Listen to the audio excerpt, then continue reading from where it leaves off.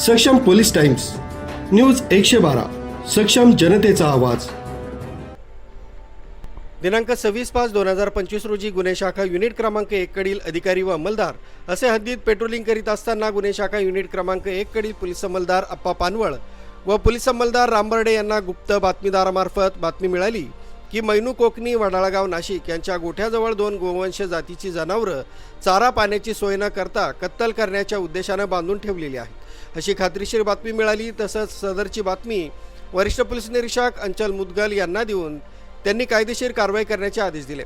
त्यांच्या आदेशानुसार पोलीस उपनिरीक्षक चेतन श्रीवंत, पोलीस हवालदार महेश साळुंके, रवींद्र आढाव, उत्तम पवार, पोलीस अंमलदार अप्पा पानवळ, राम बर्डे, नितीन बर्डे अशांचं पोलीस पथकानं मैनू कोकणी यांच्या गोठ्याजवळ वडाळगाव नाशिक इथं जाऊन खात्री केली असता त्यांच्या गोठ्याच्या बाजूला असलेल्या एका झाडाखाली 2 गोवंश जातीची जनावरं विना चारा पाण्याची सोय न करता बांधलेले मिळून आले।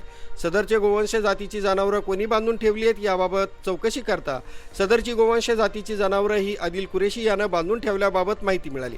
त्या सदर ठिकाणाहून लागलीच ताब्यात घेऊन त्याचं नाव पत्ता विचारला असता त्यानं त्याचं नाव आदिल कलीम कुरेशी, वय 32 वर्ष, राहणार घर नंबर 3177 बागवानपुरा नाशिक असं सांगितलं। तेव्हा त्या सदरचं गोवंश जातीची जनावरं कोणाची आहेत याबाबत विचारपूस केली असता त्यानं सदरची जनावरं ही रेहान कुरेशी, राहणार कसाईवाडा वडाळा नाका नाशिक याची असल्याबाबत सांगून त्यानं सदरची जनावरं ही बकरी ईद या सणानिमित्त कत्तलीकरता आणली असून ती सांभाळण्याकरता मला दिली आहेत। त्यानंतर त्याच्या ताब्यातून 2 गोवंश जातीच्या गायी एकूण 1 लाख रुपये किमतीच्या ताब्यात घेण्यात आल्या।